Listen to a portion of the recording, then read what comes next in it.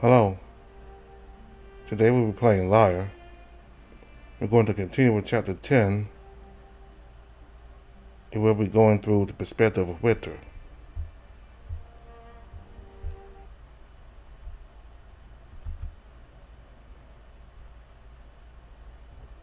The dull, colorless winter light shining through the cell window hits my face, granting me the slightest feeling of life.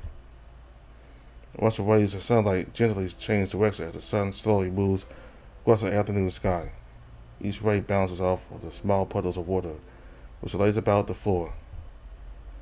Steam rises off of them in thin clouds as the humidity of the cell clashes with the cold air drafting through the barred hole. Slow and natural movements like this only emphasizes how slow each day passes. It feels like I've been in here for much longer than I actually have.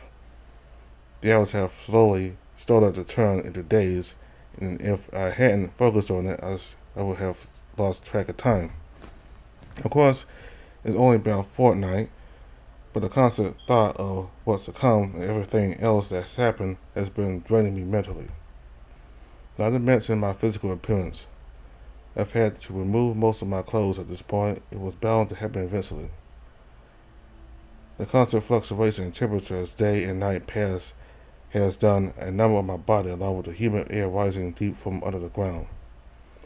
At first, just wearing the coat and shoes were uncomfortable, but after a while, the cold, damp shirt started to send chills all over my body.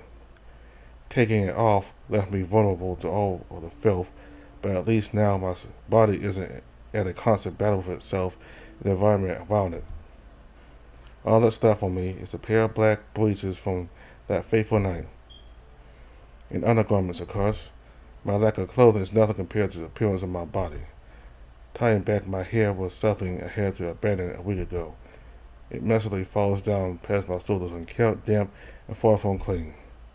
Having it down like this makes it easy to dry it out in what little sunlight I get. My face feels oily, every last part of it covered in dust, dirt, and sweat. I won't lie and say that my teeth were perfect before arriving in this circumstance, but as clean as I've tried to keep them, they still feel awful. I also lack the tools to deal with my facial hair. It always grew fast, which was nice because I've been told in the past that I look good with a bit of stubble. Now I just wish this itchy mess was gone. I would try shaving it all off with that mirror saw hidden in this cell, but I either end up maiming my chin and upper lip or slitting my throat. I tried to imagine the look on Adrian's face as he and his guards walked down here to find me sprawled out on the floor in a puddle of my own blood. It's truly hard to imagine just how he would react. Then I think of what Lyre would do. I shake the thought out of my head, not wanting to dwell on such a tragic scenario. Along with all this, as much as I feel I should be tired, I'm constantly wide awake. I can only sleep for a couple of hours before waking up again, my body refusing to go back to sleep. I'd be ashamed of myself for not handling this better, but it's a dungeon. It's not supposed to be pleasant in the slightest. Anyone would be worse off in this situation. Right now, the only thing I can look forward to is food and water. For the past couple of weeks, the second I hear guards' footsteps making their way up the tunnel, my stomach ties in a knot out of hunger. The food is bland, stale, and sickening at first, but over time it's gotten better. I guess anything tastes good when you're hungry. Each tray has a small bowl of gruel with a couple vegetables on the side, along with a thin piece of bread. I try to eat a tiny amount of vegetables first. I usually dislike vegetables, so eating them when my hunger is strongest helps. Keegan told me this is good because if I eat the vegetables first, it should aid with the digestion of the rest. Sometimes there's even a dried piece of meat. Anytime there is, I like to savor it throughout the day. Even after all that, it pales in comparison to the cup of water I get. It rests in my hand. Only a small amount of it is left. I sit there, legs crossed on the ground, staring at the window as I cradle the cup between my fingers. I trust you'll be double your break soon. Their voice wakes me from my thoughts as I stand for the dirty ground. Yeah, meet me in the mind's eye when you're finished. I take what's left of my cup and bring it to my mouth, tipping the contents back. Feeling the clean water wash over my tongue and drown my tongue down my throat feels like heaven. I never appreciated water this much until now. I had managed to make it last all throughout the night and the rest of the morning. Standing up, I swipe the straw and dirt from my rear and go to sit on the slab of stone which I have come to call my bed. Before I'm about to go in, I can hear a little bit of conversation coming up from the tunnel. Speaking with Tequin in the mind's eye feels like the best option now. No interruptions. It takes no time at all to calm my mind as I drift into the mind's eye. It's as colorful as ever. Are you going to continue your training today? They jump into sight with a startling flash, but I'm not bothered by it as much as I would have been a week ago. There's nothing else to do. I say this in a dry tone which elicits a sigh from them. I've already counted all of the bricks on the walls. Do you remember how many there were? 1,183. And there's 474 that are made of stone. I usually enjoy counting, but not like this. Training is driving me crazy, and anything I can do to take a break from it also drives me crazy. I'm in a constant battle with myself while you pull my strings like a puppet. They roll their eyes at me and cross their arms, and an annoyed expression appearing across their face with every word from my mouth. It only makes me more irritated. The puppet controller, the puppet is not to blame. What's that supposed to mean? They let out a sigh and disregard my question, asking one of me instead. You don't want to train, do you? I take a deep breath and try to calm myself down as I prepare a reply. I want to, but with each vision that yields no useful information, I grow more and more reluctant. I don't want to feel this way, but I can't be helped. Your life could depend on it. If my life is so precious to you, then tell me who killed Raynor. Or tell the king yourself. I'm sure he'd love to hear it from you.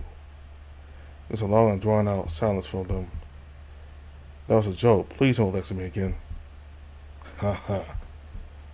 They release out a sardonic laugh. I'm being serious though. I've been training without a second break for the past few days and I feel as if I'm going insane. Never mind I'm going insane. 2 weeks of being in a dungeon is bad enough, but dragging my mind through endless strain and meaningless visions all in the pursuit of a single past memory is difficult. It's maddening. What if it doesn't even matter in the end? You'll never know unless you learn what really happened. Even if I do find out who killed him, it will only give me a slight edge in the already botched trial. Not to mention the impossible situation I've been thrown into.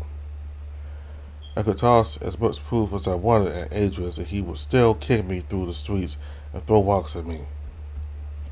And then kill me. Have you really given up that easily? I started to shake my head slowly. No. I'm just choosing to see things realistically. I'm not going to give up because I know that if I did, I would never hear the end of it from you. They can't help but let out a soft chuckle accompanied by a concerned face. You're right, but another reason is that it's your only chance. The quiet noises around me suddenly become thick and heavy as those words settle in. I've assumed it to be the only outcome so far, but do you think I could escape a death sentence even if found guilty? It's possible. Not likely, though. People have been put to death for less than killing a king. Thanks, Tigran. What? I'm only seeing things realistically. Again, very funny. I should probably go back. There's a short pause as a colorful mist lightly glided past our figures. They speak up, their voice filled with levity. You really should continue your training, though. I can sense that you're getting better with each time you delve into the past. Their words of encouragement are nice, but I can't help but feel their words don't ring true. The closer these visions get to the present, the harder it is to have them. It's like time is a road and a tree has fallen in the path. I hope you're right. I prefer to not have to do any last-minute investigating during the trial. They laugh to themselves, still wearing a face full of concern and guilt. That would be preferable. I give them a slight wave before taking my leave. They awkwardly raise a paw, and I see the slightest hint of a smile. Seeing this makes me think for a moment that there could be hope, as much as I doubt it.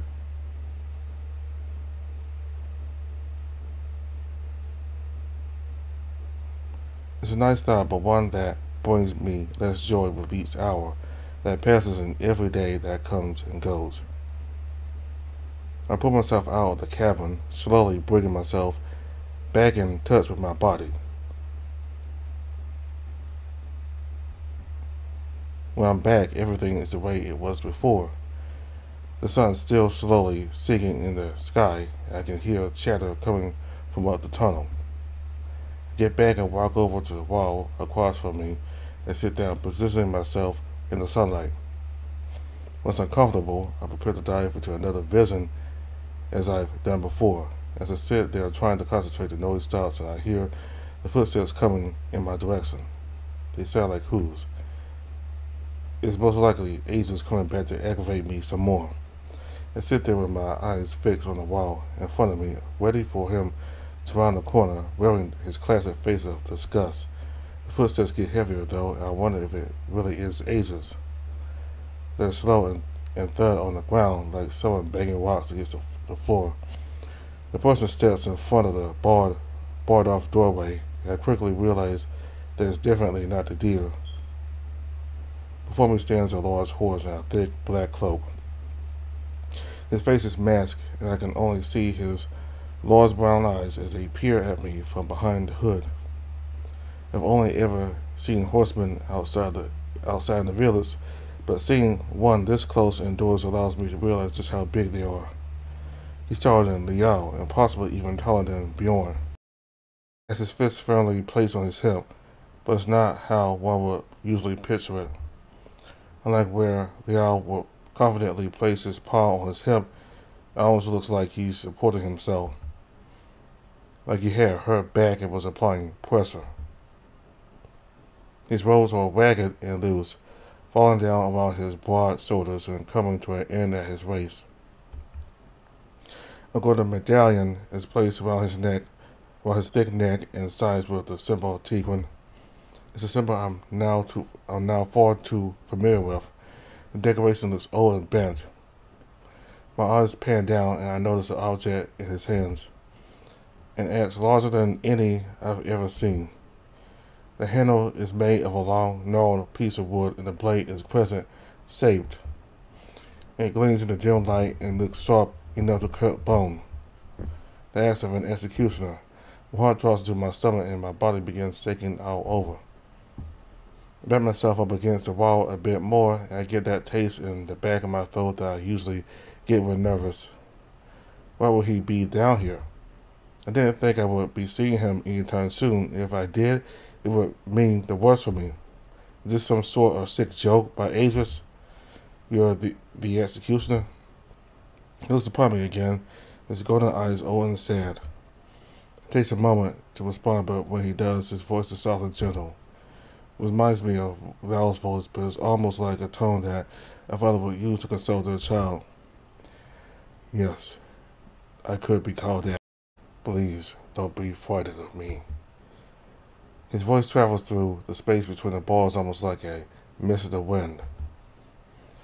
For some reason, it's putting me at ease despite the current situation. Still, my curiosity grew stronger.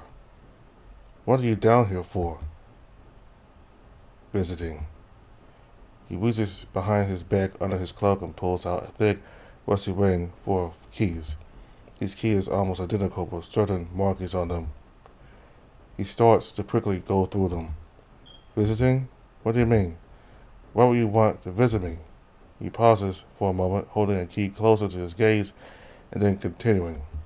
It's not a matter of wanting to. It's expected of me. Expected? Do all executioners do this? Unless he has the second job of being a turnkey, it doesn't make much sense. Though, as I listen to the jingling of his key ring, I start to wonder if that's actually a possibility. No, I would have seen him by now if that were the case. Unless I'm not the only prisoner in the dungeons, he finds the key he was looking for and sticks it into the lock. He twists the key and the lock comes undone, the chain falling against the doorway with a loud clank. Putting one hoof through the doorway, he slips through and closes the barred door behind him with a loud thud that rings out the hall. I back up against the wall a bit more as I approach, scuffing my feet across the floor. Is this some sort of joke? He stops where he stands, his tail flicking slightly as he looks down at me with a perplexed gaze. I'm not very good at jokes. And why are you down here? The angel send you? He sits down on my bed and looks at me with confusion and concern. Rests his ass against a great slab of rock, the light shining off of it and casting a glare on my eye. I have to tilt my head slightly so I'm not being blinded. I believe he did, but I would have come down here either way. Why? Because I have to. I hunch over and hug my knees, keeping my eye on him. His eyes look like golden corn shining dimly behind his shrouded gaze. Oh yes, I've forgotten that you're not from here. He looks me up and down for a moment. They do things differently, and Aaron, let my body relax a bit and reply to words trapped in my throat. I don't know, I've never been in prison here.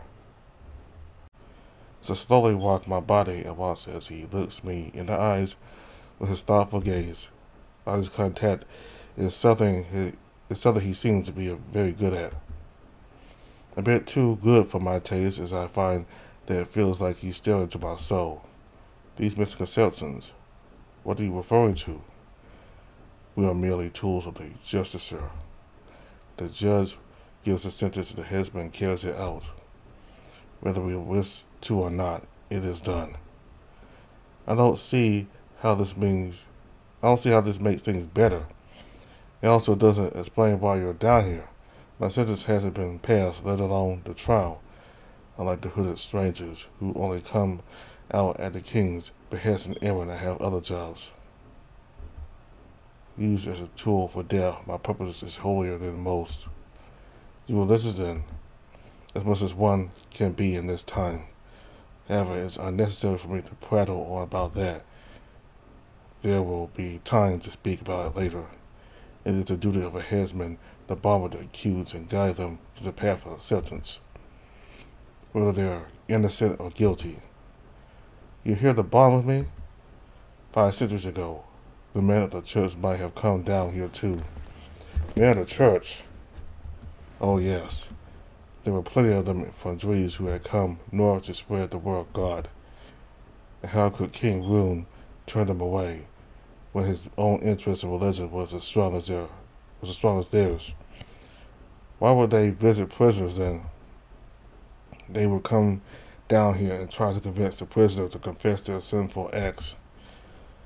Solemn illustrated scripts from the old tomes, holy teachings and whatnot. I sit up and rub my hands together out of nervousness, and look up at the shackles hanging off of the wall behind him, their rusted chains and clasps making my wrists feel uncomfortable just by looking at them. You're not here to do that, right? No, that's not why I'm here. I don't care if you committed murder. It doesn't matter to me. Why not? Because it's not for me to decide. I'm merely the axe, nothing more. Please explain your goal again. I'm getting a bit confused. My goal is to help you come to terms with your future. I throw my hands into my lap and tilt my head. future. The trial approaches and your days are possibly numbered. I'm here to help in any way I can, as is the duty of a headsman. Their words caused an empty feeling to appear in my chest, as if someone just pulled my heart from my body. For just a fleeting moment, nothing seems to matter anymore. My thoughts go only one place. It's the last place I would have expected them to go, but it makes sense the more I think about it. Snow crust between my hands. Breath just barely holding on to the inside of my lungs. I feel my chest starting to rhythmically beat, setting a hot feeling throughout my body. I try to look around and find anything to take my mind off of this feeling. I look over at the cell door as it rests in an archway, slightly ajar. Why didn't you lock the cell? Because I know you won't try to leave.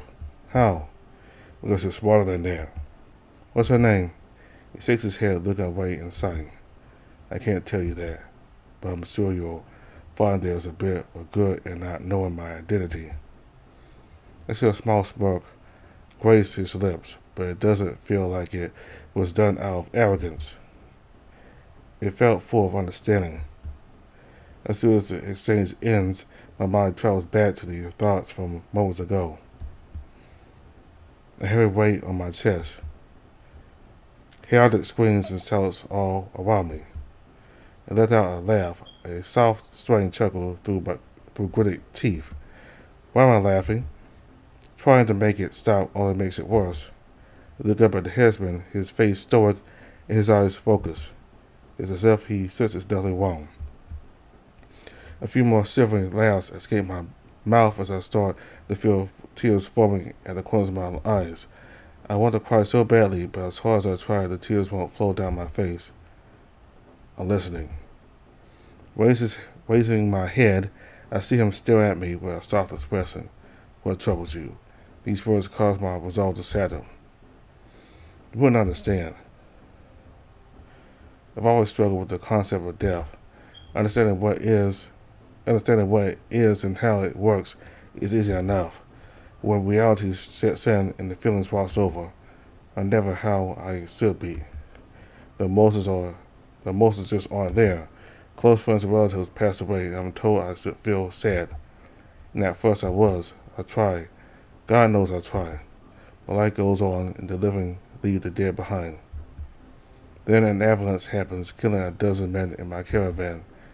I survived by some miracle and wasn't even awake for the morning. I'm told of the events that transpired, and at first I feel nothing. Over time the guilt starts to grow more and more.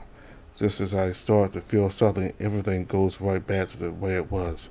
A month later I walked in on a terrible scene. My king bleeding at my feet, wounded beyond saving. And even then, all my mind can do is scurry about and try to piece together what just happened as I sit there in a puddle of his blood, acting a fool. Look down my hands. My fingers are thin and cold, the blue streaks of veins running up and down them clearly visible. So it's ironic, isn't it? As selfish as I am about others' deaths, coming to terms with the idea of my own is impossible. No matter how hard I try. I stare into the ground, tears welling in my eyes but refusing to flow. My mind won't stop feeding me these thoughts.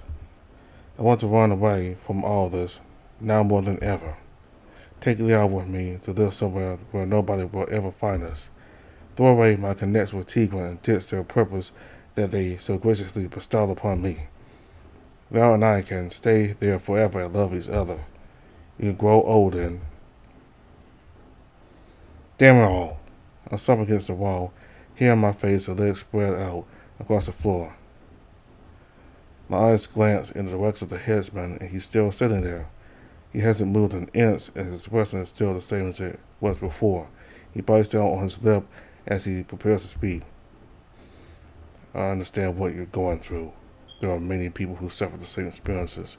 He leans forward, resting his weight on the handle of his axe. Can I ask you something? Where is it? I settle this out through heavy breaths. Do you fear death? I don't really have to give this question too much thought, so I answer. It's not something I think about a lot. Everyone feels death at one point in their life. Why should you? Shouldn't everyone? Everyone does, but that doesn't mean they should. There's a reason for this. You have been dead before. His voice gets a bit serious all of a sudden. What do you mean by that? He reclines, resting his axe on the floor by his hooves. The heavy metal lets out a soft clank as it hits the ground. Most people today believe that when you die, you will be delivered unto nothingness.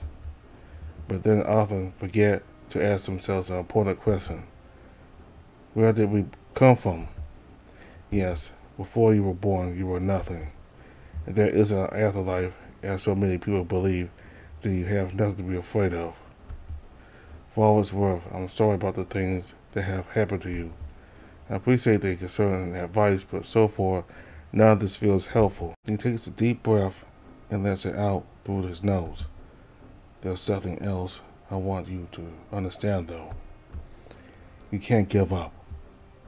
I'm only down here in the case that you are guilty. Better get stuff like this out of the way now. But if you're innocent, think of me as a friend. If you need to talk to me about anything, I'll be available for the next 3 days. I bring my legs up to my chest and wipe my eyes with my hands. I have a friend. His name is Lyre, the Royal Guard's captain. Yeah, he's the closest I've been with anyone here. Visions of Lyre's face flash before my eyes. I can see his smile and hear his laugh. I can feel his tears and smell his scent, flowery and fresh, with a hint of coconut. But he's not allowed down here. King Adrius said that he can't visit anymore. I only get letters now, but even those have stopped. A heavy silence falls over the cell. I can feel my anxiety slowly start to lower as I relax into the wall. What other business do you have down here? He looks up, answers at the ready, as if he's been asked this question 1,000 times. What else do you need to talk about? I feel a rush of emotions overcome me. Relief, sadness, anger. Nothing at the moment. We should be left alone now, please. He grabs his axe off on the ground and sits up straight. Very well. I will return later if you wish to speak more. He walks toward the door and leads through it, locking it behind him. I get up and lay down on the bed, staring up at the ceiling. Richter. Keegan, I said I wish to be left alone. I need to think. There's a short silence, then an understanding response from them. As you wish. I feel a little bad, but I know that he was only going to tell me to train. I can't blame him. It really is something I should be doing right now. It will be difficult, though. The husband's words won't leave my mind. He seems nice, and it was nice to have someone to talk to other than Tigran, but now my mind won't stop racing. I'm turned over on my side, eyes fixed on the wall in front of me. I start to make shapes out of the bricks of my mind, each pattern forming an image. Doing this takes my mind off of everything usually, but now it's not working. Now my thoughts only move faster. Do they do this with every prisoner? Send an executioner down into the cell to talk with them about their uncertain future? It sounds nice on paper, but having experienced it just now, I don't know how to feel about it. Maybe I'll look back on it tomorrow wanting more. Still, he's given me a different outlook on all this. He said I shouldn't fear death, but he never said anything about defying it. My life is in my own hands, not Adrius's, not the husband's, mine. A chilling draft flows over my body as I lay there. I reach down by my feet and grab the small blanket, bringing it up to my torso. It's damp, but far from cold, thanks to the hot air wafting through the tunnels. As I lay my head on an uncomfortable pillow, I take the blanket and wrap it around my shoulders. The chilling draft from outside becomes less of a problem now, but my legs and feet are still terribly cold. While I try to fall asleep, I pretend the blanket that's wrapped around me is actually Lyre. As in that night before everything went wrong, his large, warm body pressing against mine as his strong arms wrap around my torso. I roll over on the warm seats, bundled up underneath the thick covers. My feet are a bit cold from the morning frost, so I quickly pull them underneath the blanket.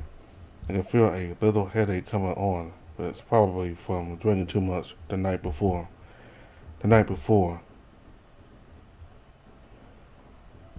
I wiggle out from under the covers and roll over so that I'm facing the window. I was wondering why he wasn't in the bed, but thankfully he's standing by the window.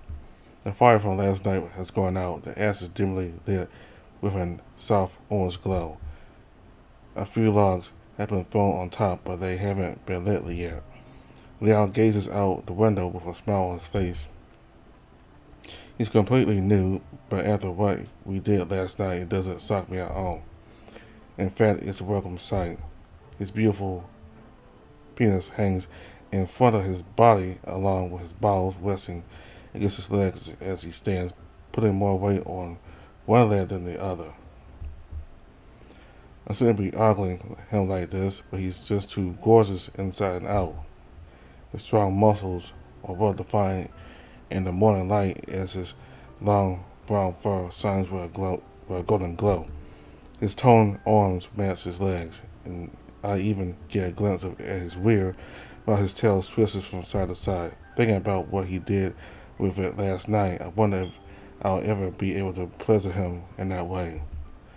I take another look at his shaft and conclude that I'll need more preparation than he did with me.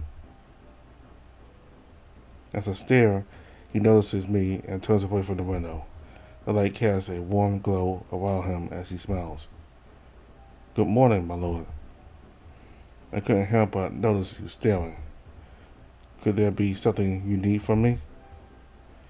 He says this with a tone of levity, giving me exaggerated bedroom eyes as he struts over to the bed.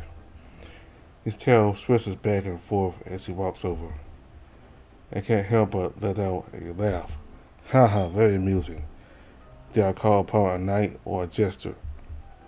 He releases a fake gasp and smirks. How dare you mock me in such a way? If I were a jester, my lord father would be furious. If he got word that his only son was prancing around in tights and making jokes.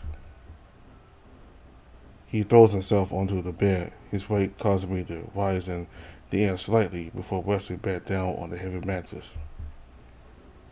He stripped me of my lands and all that other nonsense. He lays his arm over my chest, his head resting on the pillow next to mine. His fur is messy and needs to be brushed. I'd like to see you prance around in tights. Oh, would you? I bet you'll look really nice as I pull you out of them. Oh, now I really like that. He whispers this, his voice soft and sweet.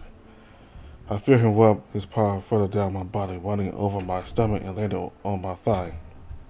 It sends waves of chills all over me. He quickly grabs me with his other arm and pulls me close to him.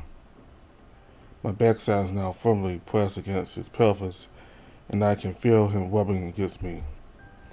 His head gingerly rests behind me.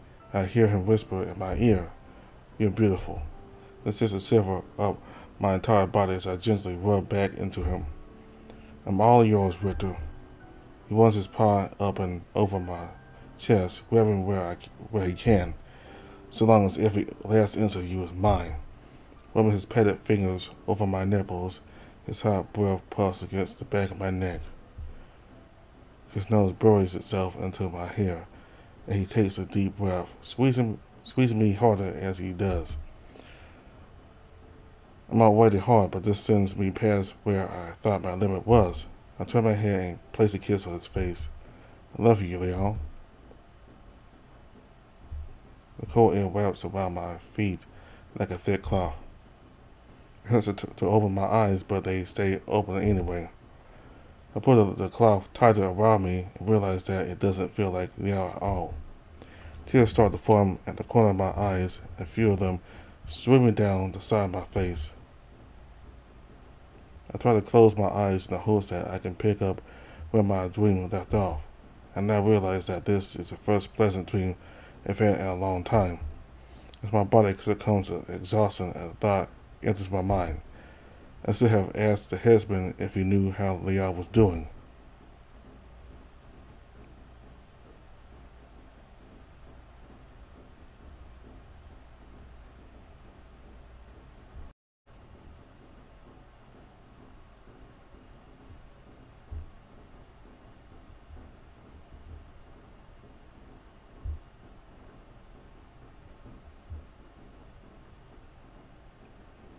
I notice that every time a day or a part of a day ends, the last scene of it goes to black. I notice that all these really, most of them anyway, they go to black.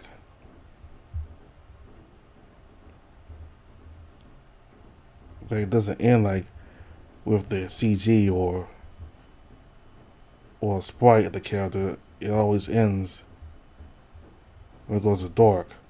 I mean, it always, like every time there's a final scene at the end of each chapter or part, it ends by fading to black. So I guess that's simply to let you know that the part's about to come to an end, I guess. Anyway.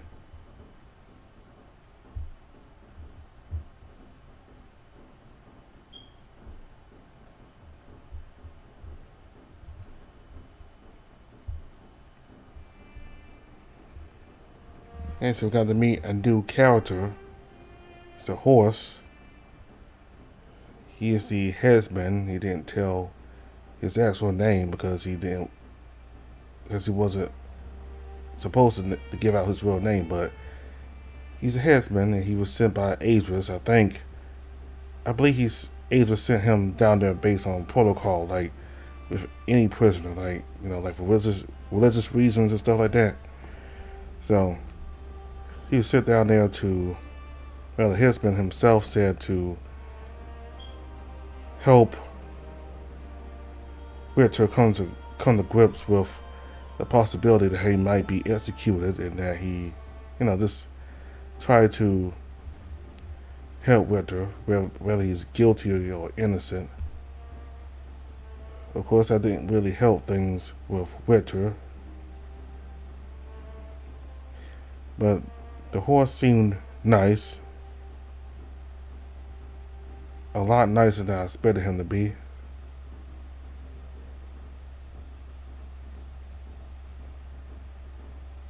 We got to see more of Tiguan. I like Tiguan's design. I mean, you got different animals put together in him, but the dominant feature of him is a tiger.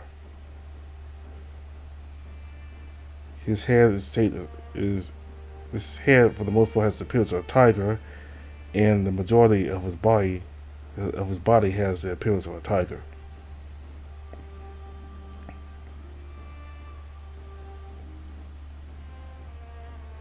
And look kind of muscular, he does. You know, people watch these VNs, they like the muscular look, so he does look muscular.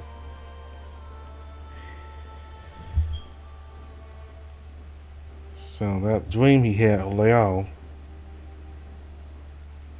he really cares about Lyre. And Lyre cares about Richter very much, and he just wants to get away from this entire situation and live with Lyre for the rest of his life, grow together, and that's real sweet. I wonder how this whole situation will end.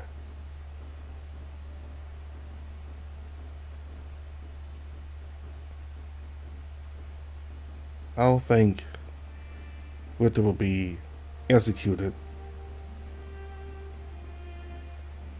but he may be in jail for a very long time if he's determined to be guilty. But we'll have to see what happens. So next time we'll begin chapter 11. So thank you all very much for watching. Goodbye.